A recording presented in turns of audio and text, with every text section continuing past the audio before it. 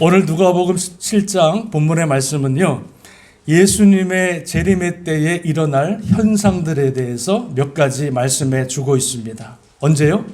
예수님의 재림 때. 제가 묻습니다. 여러분, 예수님의 재림을 믿으십니까? 대답이 안 믿으시는 것 같아요. 여러분, 예수님의 재림을 믿으십니까? 아멘. 2000년 전에 하나님의 아들 예수께서 이 땅에 오셨다면 언젠가 주님 말씀하신 그때 때가 되면 반드시 주님이 이 땅에 오심과 같이 반드시 재림으로 우리에게 찾아오실 줄로 믿습니다. 많은 사람들이 예수님의 재림을 얘기하면은요, 21세기인데 이 과학 시대인데 무슨 예수님이 구름을 타고 이 땅에 재림하시느냐 믿지는 않아요. 그런데 여러분 보세요. 성경, 특별히 신약 성경 27권 가운데에 23권이 예수님의 재림을 말씀하고 있어요. 또한 신약 성경 장중에서 260장에 걸쳐서 예수님의 재림에 대해서 설명하고 있어요. 그래서 신약 성경 매장 30장마다 한 번씩 예수님의 재림을 설명하고 있더라. 온 천지는 없어질지라도 내 말은 없어지지 아니하리라. 믿으십니까? 예수님이 직접 주님의 재림을 말씀하셨고 그 말씀하신 대로 반드시 주님께서 하나님의 때가 되면 하나님의 첫 번째 오실 때는 우리의 모든 죄를 위해서 어린 양으로 오셨다면 두 번째 재림의 때는요, 우리를 심판하고 온 세상을 심판하기 위한 심판주로 재림하실 줄로 믿습니다. 여러분들이 믿든 안 믿든 상관없어요. 주님은 반드시 말씀하신 대로 재림의 주로 이 땅에 오실 줄로 믿습니다. 오늘 본문의 말씀 보니까 20절에 바리새인들이 이렇게 질문합니다. 예수님이여, 하나님의 나라가 어느 때에 임하리까 물어봅니다.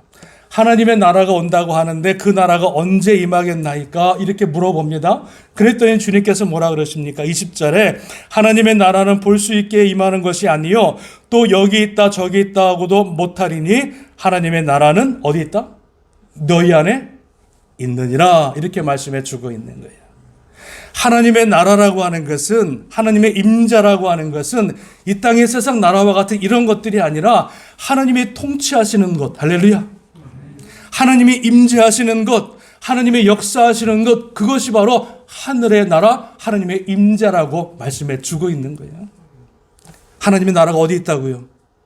저기 있는 것도 아니고 여기 있는 것도 아니고 어디에? 우리 마음속에 이미 하나님의 나라가 임하였다. 할렐루야. 그러니까 저와 여러분의 마음속에는요, 이미 하나님의 나라가 임재해 있는 거예요. 이걸 아셔야 돼요.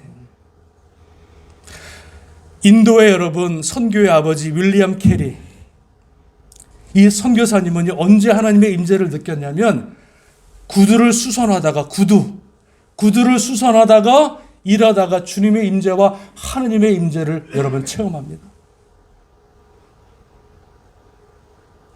선교 나가서만 체험하는 것이 아니에요. 복음을 전할 때만 하나님의 임재를 체험하는 게 아니에요. 내 소소한 삶 가운데 이미 하나님의 임재가 임하였기 때문에 구두를 수선하다가도 하나님의 임재를 느끼는 거예요. 로렌스라고 하는 수사가 있는데요, 수도원에. 이 로렌스라고 하는 이 수사는요, 평생토록 신부가 못 되었지만 수도원에서 뭘 했냐면요, 평생토록 설거지를 합니다. 설거지. 이 사람이 일에 설거지하는 거예요. 신부들이 먹은 것들을 다 설거지하는 것들을 평생 동안 합니다. 근데 이 로렌스 수사가 뭐라 그러냐면, 내가 언제 주님 만나냐면 설거지하다가 주님의 임재와 하나님의 임재를 느꼈더라는 거예요. 그래서 이 사람이 책 한 권을 남겼는데 하나님의 임재를 체험하는 것, 이런 책을 남겼어요. 경험하기. 하나님의 임재를 경험하기. 그러니까 하나님의 임재라고 하는 것은, 하나님의 나라라고 하는 것은 옛 다음에 먼 훗날 우리에게 가는 그런 하나님의 나라, 그것뿐만 아니라 저와 여러분 가운데 이미 하나님의 나라가 임재에 있는 줄로 믿습니다. 믿으십니까? 여러분의 한번 마음을 이렇게 쫙 보십시오. 내 안에 주님이 계십니까? 내 안에 주님이 임재하십니까? 할렐루야. 자, 그러면 예수님께서 임재하실 때, 재림하실 때 어떠한 모습으로 오느냐? 오늘 성경에서는 말씀해 주고 있는데요. 여러분 이렇게 말씀하십니다. 자, 23절에 보니까 사람이 너희에게 말하되 보라 저기 있다 보라 여기 있다 하리라. 그러나 너희는 가지도 말고 따르지도 말라. 24절 있습니다. 시작. 번개가 하늘 아래 이쪽에서 번쩍 이어 하늘 아래 저쪽까지 비침같이 인자도 자기 날에 그러하리라 말씀해 주고 있어요. 자, 주님의 임재가 어떻게 임하느냐? 재림할 때 어떻게 임하시냐면 번개와 같이 임한다래요. 번개같이. 이게 주님이 말씀하신 거예요. 자, 번개가 임하는데 이렇게 말씀하십니다. 번개가 하늘 저쪽에서 번쩍하면 이쪽에서도 번쩍한다는 거예요. 그와 같이 주님이 이 땅 위에 임하시겠다 말씀해 주고 있어요. 이 설명의 뜻이 무엇입니까? 주님이 임하실 때는요, 번개가 이쪽에서 임하듯 저쪽에서 번쩍하듯이 온 천하에 온 우주에 주님의 임재를 다 뭐예요? 선포하시고 모든 사람이 예수님의 번개를 볼 수 있듯이 모든 사람이 볼 수 있도록 주님께서 이 땅에 임하시겠다 말씀해 주고 있는 거예요. 초림 때는요, 예루살렘, 베들레헴 한 구석에 주님 임하셨다면, 목동 몇 사람만 주님 태어난 걸 알았다면, 주님 재림하실 때는요, 여기 조기에 임하는 것이 아니라 이곳 이 교회만 임하는 것이 아니라 온 우주에 온 세계 지구에 주님의 통치하시고 임재하시는 모습을 다 번개와 같이 보여준 거다. 할렐루야. 요한계시록 1장 7절에 보니까 볼지어다 그가 구름을 타고 오시리라. 각 사람의 눈이 그를 보겠고. 자, 구름 타고 오시는 주님의 모습을 각 사람의 눈이 그를 보겠고 그를 찌른 자들도 볼 것이요 땅에 있는 모든 족속이 그로 말미암아 애곡하리라. 자, 주님이 어떻게 임하신다고요? 모든 사람 각 사람의 눈에 주님이 임재하시는, 주님이 재림하시는 그 모습을 다 볼 수 있도록 온 천지에 주님의 재림의 선포와 재림의 역사가 임하는 것을 보게 되어집니다. 할렐루야. 이렇게 말씀하고 있는 거예요. 자, 그러면서 주님께서 모든 사람에게 쫙 임하시는데, 하늘의 천사의 나팔 소리와 함께 구름을 타고 이 땅에 쫙 임하시는데, 자, 예수님이 임재하는, 예수님의 재림하시는 그때에 이 땅에 일어날 일들이 어떤 일들이 일어나느냐를 또 말씀해 주시는 거예요. 자, 뭐라고 말씀하시냐면, 자, 보세요. 이렇게 말씀하십니다. 내가 임할 때에 이렇게 말합니다. 자, 26절, 27절 말씀 같이 읽어보겠습니다. 시작. 노아의 때에 된 것과 같이 인자의 때에도 그러하리라. 노아가 방주에 들어갔던 날까지 사람들이 먹고 마시고 장가들고 시집가더니 홍수가 나서 그들을 다 멸망시켰으며. 자, 예수님 이미 임하실 때, 재림하실 때 이 세상이 어떤 모습과 같냐면 이렇게 설명하십니다. 노아의 때와 같을 것이다. 노아가 여러분 하나님이 물로 심판하시겠다 말씀했어요. 너무 사람들이 타락하니까, 하나님의 창조하신 목적대로 살지 못하고 죄악 가운데 살아가니까 하나님이 이 땅을 다 쓸어버리겠다, 물로. 지은 것을 한탄하시는 거예요. 그래서 노아를 선택해서 하나님이 방주, 인류를 구원할 방주를 만들라 말씀하셨는데 몇 년 동안 만들어요? 노아가? 120년 동안 노아를 만들어요. 산 중턱에. 그리고 120년 동안 노아가 방주를 만들면서 그냥 배만 만들었겠어요? 사람들에게 뭐라고 그러겠어요? 회개하고 다 방주 안에 들어오라. 방주 안에 들어오면 다 구원을 받는다 말씀했을 거 아니에요. 근데 120년 동안 노아를 방주를 만들면서 사람들에게 복음의 말씀, 구원의 말씀을 전했는데 사람들이 그 말을 들어야 안 들어요? 그렇죠. 그러면서 뭐라 그럽니까? 노아의 때 사람들이 먹고 마시고 장가가고 시집가고 그러면서 그랬던, 하나님의 말씀을 듣지 못했던 모든 사람들이 다 물로 심판받게 되어지고 인류에 있는 모든 사람들이 다 죽어요. 믿거나 말거나. 몇 명 살았어요? 몇 명 구원받았어요? 8명 구원받잖아요. 노아와 아내와 자식들, 새와 자부 이렇게 해서 8명만 여러분 노아의 구원을 받는다. 여러분 이거 잘 들으셔야 돼. 주님이 임하는 마지막 재림하시는 때가 노아의 때와 같다는 거예요. 사람들이 주님께 나오질 않아요. 복음을 듣질 않아요. 믿질 않아요. 다 세상 가운데 가버리고 믿는 사람, 구원받은 사람은 고작 이 땅에 몇 명? 8명밖에 안 되더라고요. 잘 들으셔야 됩니다. 내가 8명 안에 들어가야 돼요, 여러분. 내가 8명 안에 들어가야 돼요. 주님 재림하신 날, 그날에 내가 구원받는 숫자에 들어가야 되는 거예요. 또 뭐라 그러냐면 롯의 때와 같다. 롯의 때. 이게 본문에 보니까 롯의 때와 같으니 사람들이 먹고 마시고 사고 팔고 심고 집을 짓더니 라고 말씀해 주고 있어요. 그때 유황불이 떨어지면 모든 사람들이 다 죽어요. 하나님의 심판이 지금 롯 땅에 임하는 거예요. 소돔과 고모라 땅에 하나님이 그 땅이 너무나 타락하니까 쓸어버리시겠다. 불로 심판하시겠다.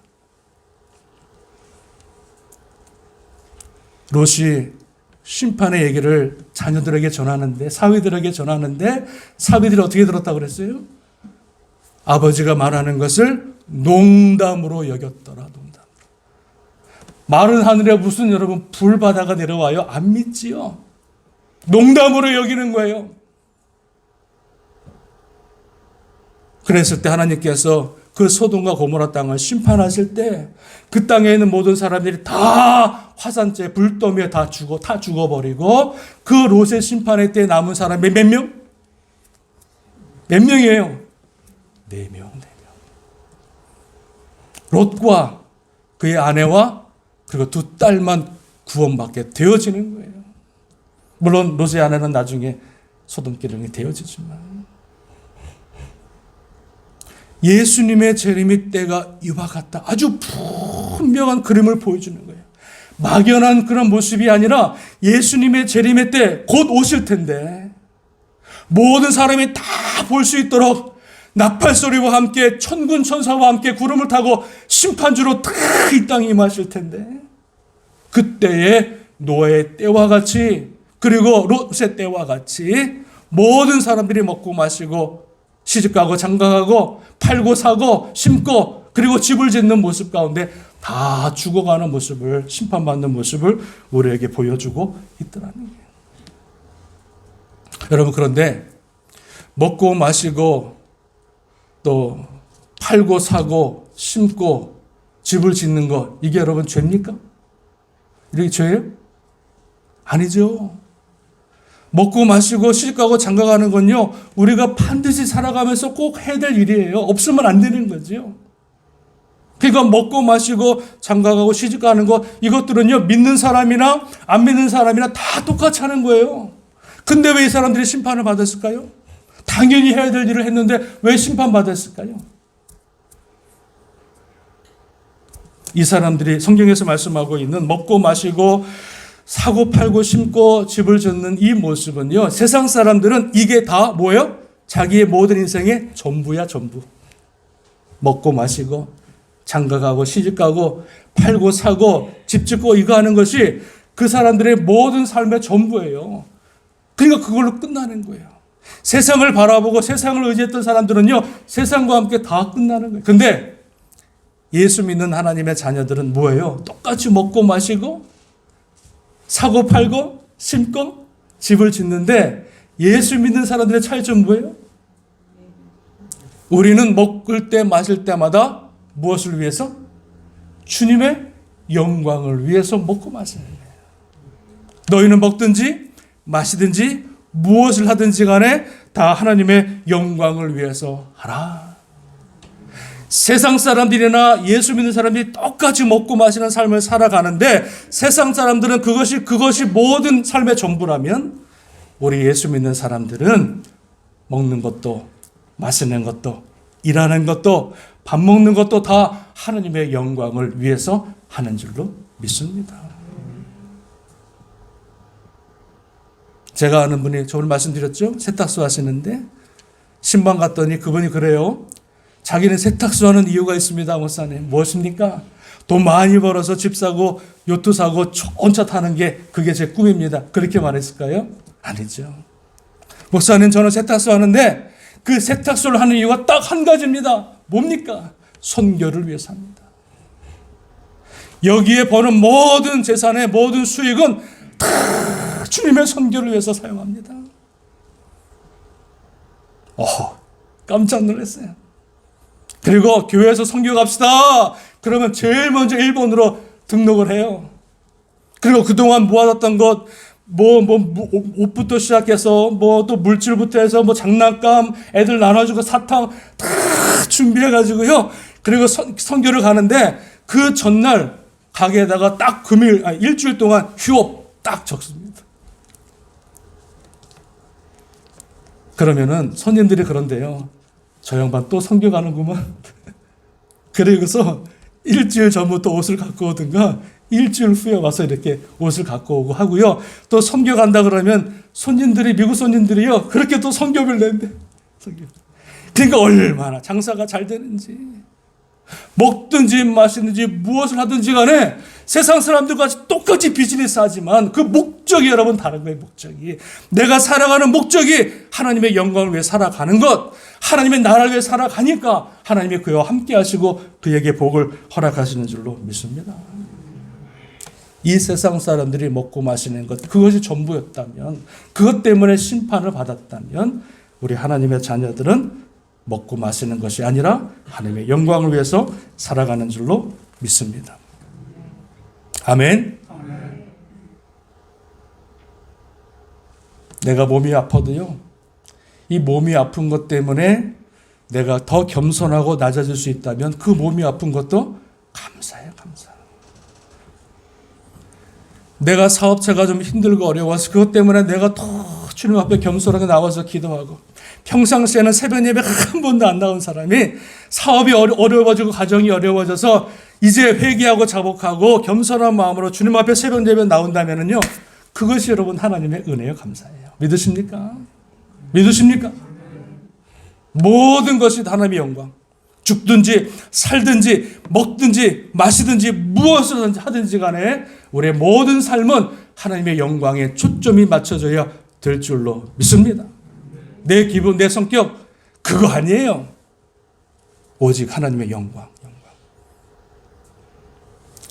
자, 그렇다면 주님이 오시는 날 재림의 때에 우리 하나님의 자녀들, 성도들의 자세는 어떠해야 되느냐, 이렇게 또 말씀하십니다. 주님은 너무나 친절하세요. 다 가르쳐 주니까. 이거를 보고도 여러분 이해를 못하면 바보지, 바보. 자, 주님께서 인자의 날에 우리 성도의 자세를 어떻게 말씀하냐면, 여러분 31절 같이 읽어보겠습니다. 시작. 그날에 만일 사람이 지붕 위에 있고 그의 세간이 그 집안에 있으면 그것을 가지러 내려가지 말 것이요, 밭에 있는 자도 그와 같이 뒤로 돌이키지 말 것이니라 말씀해 주고 있어요. 자, 볼까요? 주님이 지금 임재하시는 거예요. 지금 심판이 임하는 겁니다. 내 생명이 왔다 갔다 하는 거예요. 그런데 보니까 뭐라 그래요? 어떤 사람이 지붕 위에 있는데 그 사람이 생각하기를 지금 집 안에 뭐가 있어요? 세간이 있다. 세간이 뭐냐면은요, 내 보물, 원어로 말하면은 귀한 그릇이라고 말합니다. 여러분 그릇 좋아하시죠? 여러분들? 여자분들? 좋은 그릇이 있는데, 귀한 그릇이 있는데 그것을 깜빡하고 안 갖고 왔네. 그러니까 지붕에 올라가서 지금 구원을 받으려고 하는데 세간살이가 지금 기억이 나서 아까워서 집으로 다시 내려가는 그 모습을 보여주면서 그 세간살이 그거 연연하지 말아라. 집에 감추어둔 통장, 금은보화 그거 지금 가지고 내려갈 때가 아니라는 거예요. 너무 급하니까 번개와 같이 빠방 임하면은요, 주님께서 내가 언제 올 거다 이렇게 말씀하시는 게 아니에요. 내가 몇 날 몇 시에 올 테니까 너희들 준비하라 그거 아니에요. 도적같이 아무도 모르는 순간에 주님께서 이 땅에 임하신다고 그랬어요. 그러면 그 심판의 때, 그 급박한 때에 세간살이 세상의 것 바라보면서 그거 가지러 내려가지 말 것을 말씀해 주고 있는 거예요. 자, 그러면서 또 뭐라 그러냐면 밭에 있는 자도 그와 같으니 뒤로 돌아가지 말지어다, 이렇게 말씀해 주고 있는 거예요. 여러분, 우리가 주님의 마지막 심판의 나팔에 부름에도 불구하고요, 많은 사람들이 세상에 여러분 끈을 끊지를 못하는 거예요. 죽는 그 순간까지 세상에 거 붙들고 있는 거예요. 아니, 그거 세상 거 돈, 금은 보아 가져가면 천국에서 막 뭐 집 사고 막 차 사고 할 줄 알고 그 세상 것을 끝까지 붙들고. 제가 여러분 로마의 폼페이, 로마 갔다 왔잖아요. 폼페이 갔다 왔잖아요. 화산재로 멸망한 도시 폼페이 갔다 왔잖아요.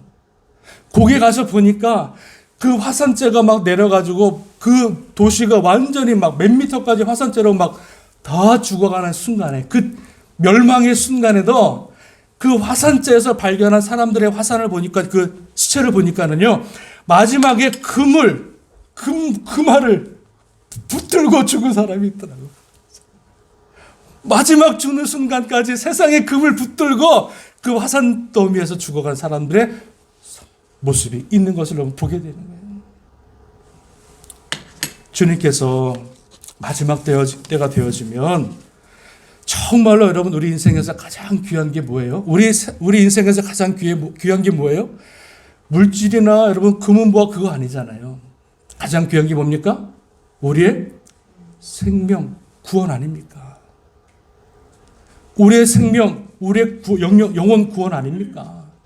그러니까 마지막 때에 가장 귀한 것, 가장 가치 있는 우리의 생명을 기억하고 세상 것 붙들고 세상과 함께 죽지 말고 마지막 그 순간에 주님 앞에 나와 그때를 준비할 수 있는 우리의 모습이 필요한 것을 우리에게 말씀해 주고 있는 줄로 믿습니다. 주님 곧 오십니다. 여러분, 주님 곧 오십니다. 내가 살아있는 동안에 주님 안 오신다면요, 내 생명 끝날 그날에 주님 만나게 돼 있어요. 그게 오늘일지 내일일지 몰라요. 내일 주님 오실지 모레 주님 만날지, 내 생명이 오늘 끝날지 내일 끝날지 내일 후에 내가 주님 앞에 쓸지 아무도 모르는 거예요. 그런데 이 땅에 그 얼마 남지 않은 인생을 살아가면서 끝까지 세상 붙들고 끝까지 세상 욕심 가운데 살아가다가 멸망받는 인생 되지 마시고 그날을 잘 준비해서 주님 앞에 심판주가 아니라 구원주로 만날 수 있는 저와 여러분 될 수 있기를 주님의 이름으로 축원합니다. 마지막으로 주님 오실 때 구원의 모습을 이렇게 설명합니다. 심판과 구원의 모습인데요. 자, 마지막으로 읽겠습니다. 34절 같이 읽어보겠습니다. 시작. 내가 너희에게 이르노니 그 밤에 둘이 한 자리에 누워 있음에 하나는 데려감을 얻고 하나는 버려움을 당할 것이요. 35절. 두 여자가 함께 맷돌을 갈고 있음에 하나는 데려감을 얻고 하나는 버려둠을 당할 것이니라 말씀해 주고 있어요. 자, 주님이 이제 재림하십니다. 심판주로 구원주로 오실 겁니다. 자, 그때 현상, 두 사람이 똑같이 한 방에서 한 이불에서 눕고 자고 있어요. 근데 주님께서 딱 오시면 이제 구원주로 오실 텐데 그 순간에 똑같은 자리, 똑같은 이불 속에 들어넣어 있어도 한 사람은 데려감을 당하고 한 사람은 버림을 당할 것이다. 이거 여러분 진짜 무서운 말입니다. 진짜 무서운 말이에요. 나와 내 아내가 자고 있는데 주님이 어느 날 뻥 하고 번개가 지면는데 찰나 0.0000001초 그 순간 찰나에 구원과 심판이 확 갈라지는데 되게 무서운 말이에요. 이 말이 구원과 심판의 순간이 확 갈라지는데 그때 주님 오실 때 예수 그리스도로 나의 구주로 믿고 믿음 안에 하나님의 영광을 위해서 산 사람들은 그 순간에 데려감을 당하고 믿으십니까? 그러나 그 안에 예수를 믿지 않고 세상만 바라보는 인생은 그곳에서 버림을 당할 것이요.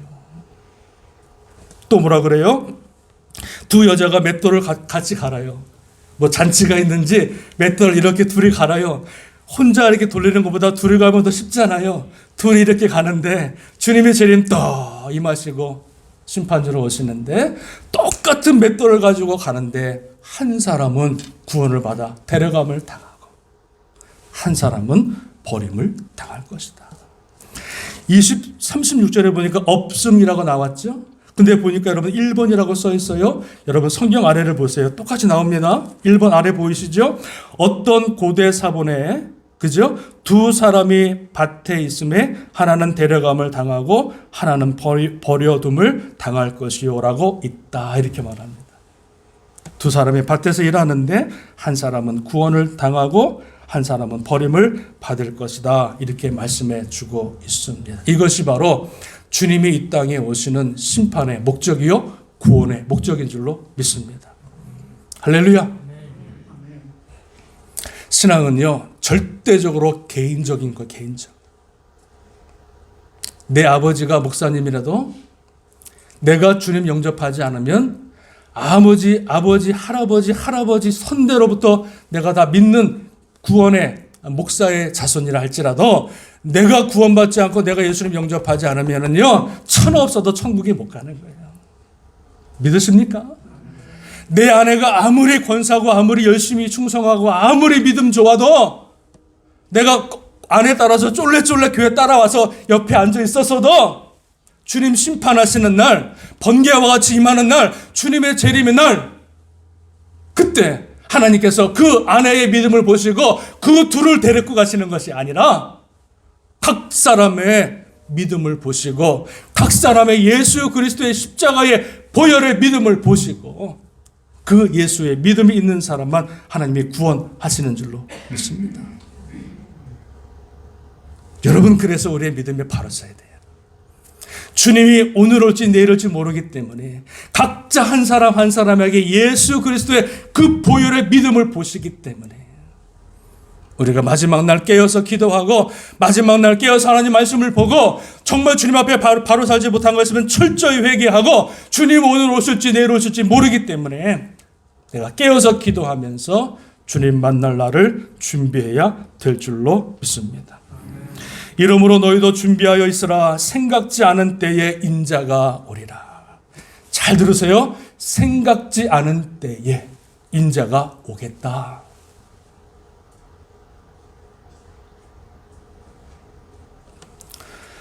오늘 여러분 누가복음 17장에 나와 있는 예수님의 재림, 인자의 날에, 인자의 날, 주님께서 직접 우리에게 말씀하신 그 마지막 때의 모습, 주님이 임하시는 그 재림의 모습을 우리가 잘 여러분 기억하시고 이 마지막 때를 살아가는 저와 여러분들, 또 얼마 남지 않은 우리의 삶을 정말로 주님 앞에 바로 서서 믿음 안에 바로 서서 주님 오시는 그날에 버림받는 인생 되지 마시고 영원토록 지옥에서 후회하는 인생 되지 마시고 우리 모두 다 주님 앞에 구원받아 다 데려감을 당해서 천국에서 주님을 영원히 찬양하고 예배할 수 있는 복된 믿음의 귀한 성도들로 주님 앞에 쓸 수 있기를 주님의 이름으로 축원합니다.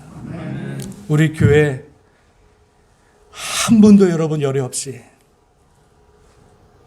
저를 비롯해서 우리 모든 성도들이 주님 오시는 그날에 다 들림받아서 천국에서 저와 함께 손잡고 천국에서 저와 우리 이종환 목사님 같이 손잡고 하나님을 찬양하고 하나님을 예배하고 하나님을 경배할 수 있는 귀한 교회, 귀한 성도 여러분 다 될 수 있기를 주님의 이름으로 축원합니다. 축원합니다. 아멘. 기도하겠습니다. 기도합니다.